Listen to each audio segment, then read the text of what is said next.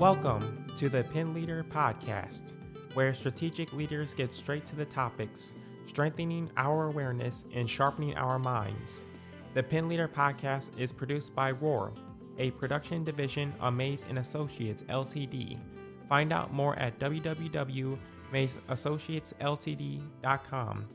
Now here is your award-winning host, Dr. Shan DeGore. And welcome back to the Pin Leader Podcast. Today we're going to be talking about staying fit to lead. Staying fit to lead. And I have with me today Miss Tina Miller, who is a licensed massage therapist, certified personal and group fitness instructor, and certified juice therapist. I can't wait to get into more of that.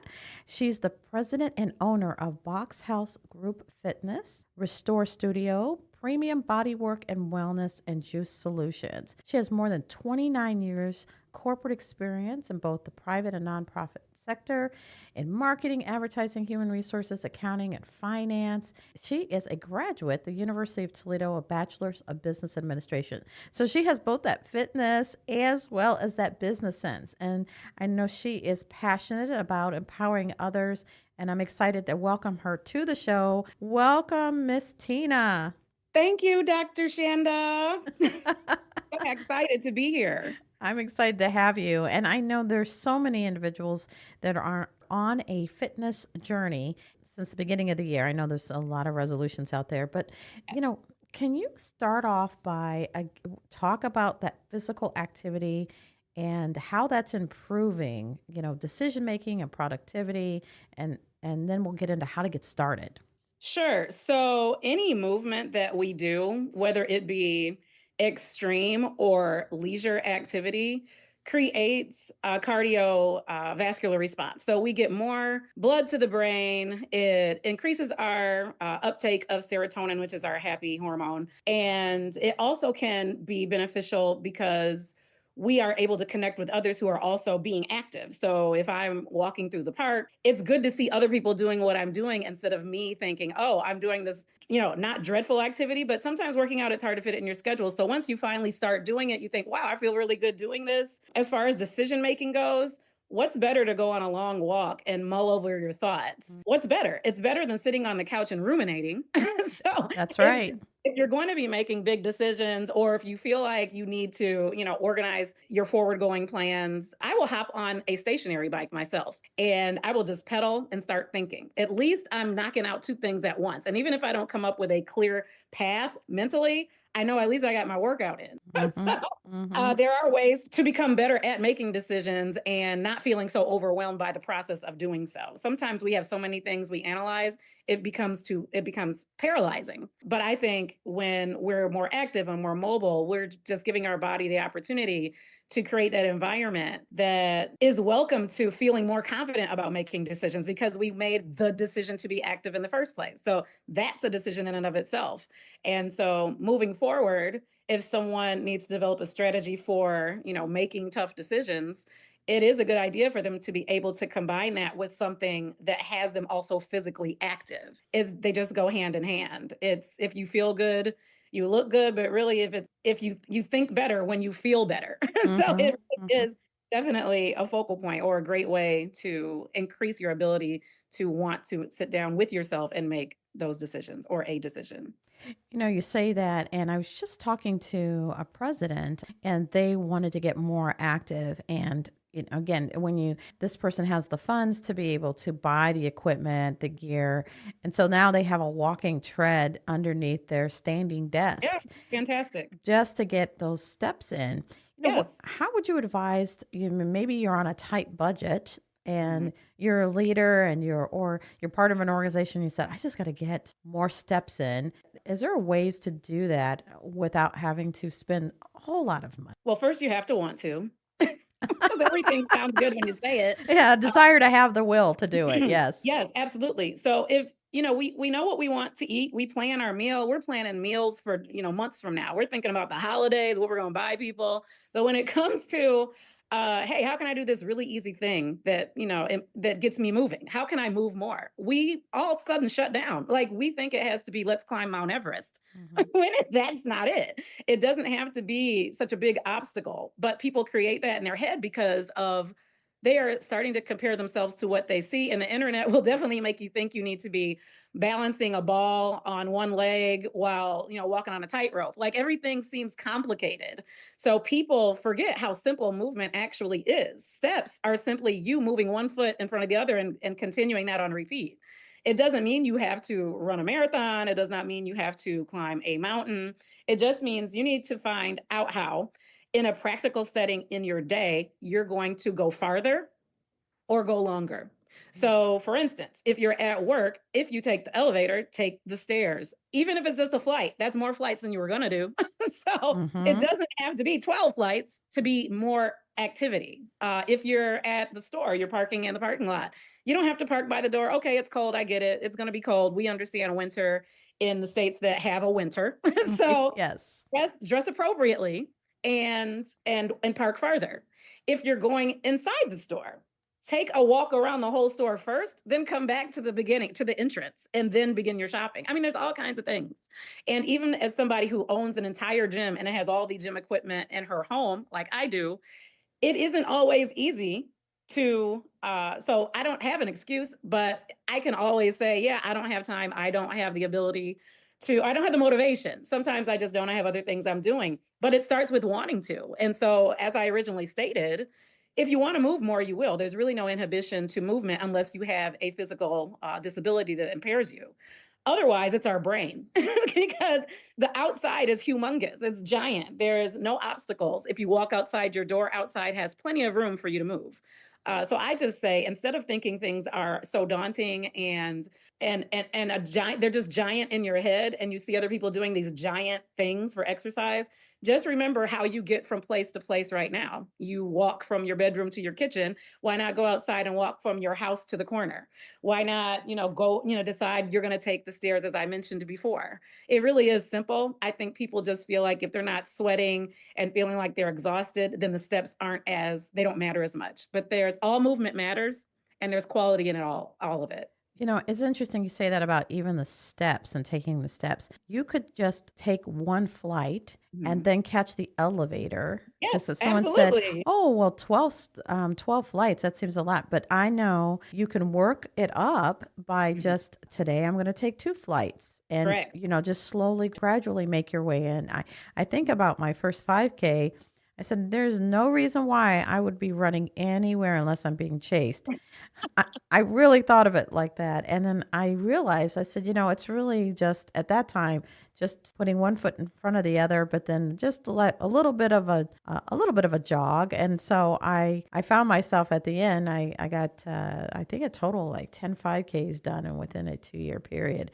My goodness, And, that's fantastic. and that's not I could, something I ever would have thought I would do. But I find mm, that walking better on the joints, swimming, there are different things that you could do. But yes. combined with that, we also have to talk about the food and what we're taking in. Can you share a little bit about that juicing side that you also oversee? I definitely can. So I began juicing because I like vegetables, but they were tasting like dirt. The ones I needed the most, they Uh, taste like dirt. So I just thought, well, if I know, so I did some research and I decided, well, I'm really just needing the nutrients that are within the vegetables. If I could avoid tasting them, but could still get the benefits, that would be fantastic. Hence juicing. Being able to juice a fruit or a vegetable requires that juice or that fruit or vegetable to actually produce juice. So things we can't juice, avocados, bananas, things of that nature. But most everything else has juice that can be taken from it. So I might not be able to eat or have time or want to eat a giant salad with 7 different vegetables in it. But guess what? I can put 7 different vegetables in my juicer and drink 12 ounces and get every benefit from those vegetables without having to increase volume of, food volume, but I'm still getting the calories and I'm still getting the nutrients. It's kind of sneaky, and it's a really great hack. It's a fantastic hack for making sure you're getting all of your vitamins and minerals. If someone were starting off with juicing, Mm, because I've had a number of individuals who love juicing, they swear by it. Can mhm. can you share, especially from someone who's active, leaders out there listening, they're Mhm. running out the door. What can they do to prepare to start their journey in juicing? So the very first thing I would say is please do not imagine a grocery store full of fruit in your kitchen. Mm. That is not it. You cannot overwhelm yourself. Well, first of all, juicing is a process. We can only use so much product in the juicer. So there's no need to buy 7 of every vegetable and fruit in the store and bring that home with you. Start with an apple and a carrot, which is the most basic and simple juice that one can make that is most beneficial. It can offset cancer cells. It can give you the energy you need. There's carbohydrates in there, all the beta carotene. We have all kinds of benefits from carrots and apples if we ate them separately. Mm. Combine them with a juice and you can get that instantly through, the process of juicing. But if you had to buy, a bushel of apples, a bushel of carrots, 7 cucumbers, 30 bags of kale, you just think you need so much more and you don't. It can be very simple. So my advice is always go get 2 things. Go get one fruit, one vegetable. That's it. And then put those things in the juicer. Make the juice and see if you like it first. Because the second thing I find is people not only buy too much produce, they are making the juice and they're expecting it to taste like their favorite sweet beverage. And I'm Ah, thinking mentally, you have to remember that when you're eating fruits and vegetables, you might season them or add, lemon juice to them to give them a little more robust flavor. However, you got to get out of the mindset of thinking that your vegetables and fruit need to taste like cake and cookies. So be mm. prepared for what vegetables taste like and what fruit tastes like combined or separately, but in a juice form. And just know that it's really quick. You put it in your mouth, the juice is pre-digested, it gets absorbed sublingually before you even swallow. Obviously, when you swallow it, you get what goes into your stomach, but it enters the bloodstream almost instantaneously. So if you do it with the right mindset, knowing that you don't need a kitchen full of fruit and vegetables, knowing that it's going to taste like fruit and vegetables, and then understanding the benefits of it, you will put the time in that it requires because it is time consuming. Well, you have to clean the juicer. You have to sometimes clean the juicer in between juicings, meaning while you're juicing, you may have to stop and clean the juicer. So the fourth thing I would say is you need to understand there is a maintenance component to juicing. It is not simply buy the juicer and watch the juice happen. It is about making sure you, one, identify a juicer that may advertise itself as easy to clean, which may or may not be true because it's a relative scale. Some are easier to clean than others, but all of them require you to dismantle the juicer, to clean it, to rinse it, and then put it back together to either continue or store it to juice another day. So I find that people do not like that aspect of having to clean their juicer. Ah. But it's a fact that if you buy a juicer, you will have to clean it. And it does require a significant amount of effort and time to do that. So you have the time it takes to buy your produce. You have the time it takes to juice your produce, which could be slow or fast depending how much juice your produce has. If you're juicing apples and oranges, pretty quick. Apples and kale are going to take you a little longer. Buying a juicer that identifies itself as user friendly and preparing for that, what it tastes like and accepting that. These are the things that will make you fall in love with juicing because once you start feeling better, all of that effort is going to be worth it. So that is the advice I would give. I think that what you just said about there's really not a quick way to get that No, pure juice is what I'm absolutely hearing. not. So for those who are saying, well, I just go to the store and I buy Mm, that's in the bottle, mm, please pay attention to the sugar that's in yes. that. And I think that's where the misleading, to your point, and where people are misled into what it would taste like because there's so much sugar added into that juice. And so that's what they think it should taste like. And the fantastic part about juicing is if you want more sugar, you add more pineapple, add more oranges. You can do that. The fructose in is the sugar that's in fruit. That's obviously more healthy than granulated white sugar. And if you're not, but the thing about juicing, Dr. Gore, is your palate will change the more you expose it to green vegetables. So you will less likely crave a sweet palate of sweet flavor, and you'll begin to juice more based on what that fruit and vegetable is offering you. In other words, you'll start removing the desire to have it taste, like dessert, and you'll be more accepting of the fact of what it really is you're putting in your body, and it will become delicious to you. You'll crave it. So you will begin to crave the greenness of kale and spinach. You will begin to crave the beatiness of beets. You will begin to crave that. And I love that it does that for us. It makes it simple. So you do not have to continually drag yourself through it if you feel like you're battling with the taste and flavor, because your body's just going to transform your palate, and then you'll be doing it naturally. So this tells me that not only you're preparing on two fronts, your diet change Mhm. as well as this physical activity. So it's really, you'll feel better and you'll start to want to do more physical activity. At least you hope that that goes hand in hand. And I, Yes, yes, ideally. because you work with so many individuals, when you're working with those that are under stress, leaders that are leading large organizations, leading teams, and really the pressure of having the answer for whatever organization or situation they're in. Do you have any advisement for leaders out there on, about routines and what you would suggest at least to get started or to maintain one? Well, as a leader myself, or someone who's considered a leader, I have learned how to say no.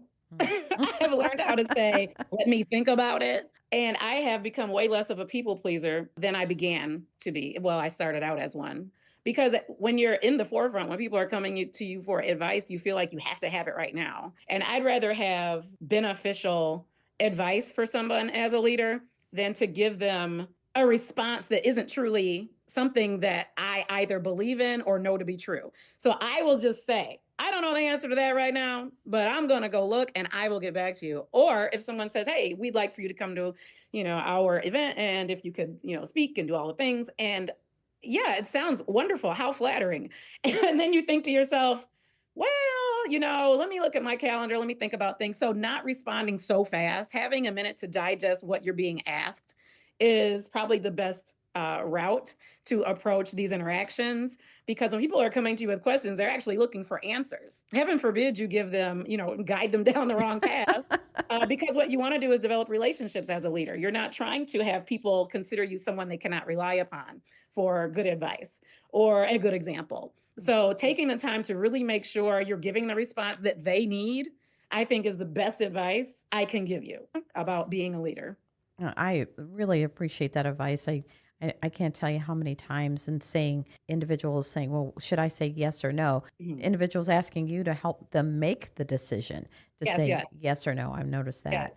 You know, we absolutely. we talk about pen leaders having like three different levels of the strength of being able to weather the challenges and strength of character and being straight on point and having a strategic plan and being able to pivot, and then the sharpness of having that education and experience, which you actually talked a little bit about that for just getting ready to change a lifestyle, right? Mhm. Which one of those do you think is the one of the most important characteristics if you had to rank them? I think the ability to pivot, because I experienced this with my own business during the pandemic. So, go from having an in person based business where the option to do anything other is, we don't have that. I had a gym, I had a fitness studio. People would have to physically leave their home to come to my studio to work out with me. Fortunately, when the pandemic happened, we were already working on virtual. We were exploring it. It wasn't something we were seeing a lot, but we were aware that it existed. And so we were looking into it. Right. During the year before pandemic, we were looking into bringing Box House to a virtual platform. The software that I work for that manages our business, it's a platform that offers scheduling, and it is a payment platform. It's all the things that our clients need to book and be a member and maintain their account. And that entails the schedule, descriptions. But either way, the company that supports our the platform that supports our business was in beta testing for Mm. streaming or live stream class. They picked us as one of the test gyms. That's And so fantastic. at that point, I didn't have to then search and figure out how to come up with the ideas anymore. It fell into my lap. They had provided the mechanism by which we would put our classes that we filmed in my studio with my daughter's DSLR camera in front of our logo. So we didn't have a big, it wasn't, we just used our space. We used our space and we went in every day and we did a class and we uploaded it. And that not only helped our current members maintain their fitness and stay connected, well, obviously it maintained a revenue stream for the business, but it also exposed us to people who did not know about us before. It's almost serendipitous that we all want more clients and customers, right? That's right. That's right. And not having foreseen the pandemic coming, who Mm-hmm. would have thought that would have been an opportunity to grow? So being able to pivot means you have to be open to what you don't fully understand yet. So that was a really great example of me letting go of a little bit of control, trusting a source that had more experience than me, and then figuring out how to match what we had to offer to what they were providing for us so that we could continue to provide for the community. So being able to pivot, knowing that you have a plan A and maybe a plan B and possibly a plan C before you even begin to move in a direction is good, because then you're not shocked if plan A doesn't work out. You can immediately go to your plan B, or at least start implementing some of those things. And I feel like that's what we were able to do. Excellent. Well, I can't thank you enough for coming on and helping give us all the next step in what we should be thinking about, which is our health, so we can be that staying fit to lead. So I thank you so much for coming on, Tina. You're welcome. Thank you for having me, Doctor. So, and thank you for our listeners for really just catching the show, sharing it, liking it. We appreciate you. And of course, if you have any input or thoughts for the show, you can send it to us at info@mazeassociatesltd.com. We'd also like to thank our sponsor. Thank you to J. Foster Jewelers, family owned, offering the finest natural gemstones, stunning engagement rings, and brilliant diamonds. Don't forget to sign up for the Pin Leader Path book, which should be out here coming up in March. Make sure you go to the website and get on the wait list. So, of course, until next time. The Pin Leader podcast is hosted by Dr. Shan DeGore and brought to you by Maze & Associates LTD, creating customized solutions for growth in the areas of leadership development, strategic planning, and culture building. Find out more at www.mazeassociatesltd.com. Don't forget to subscribe to the Pin Leader podcast and share with others.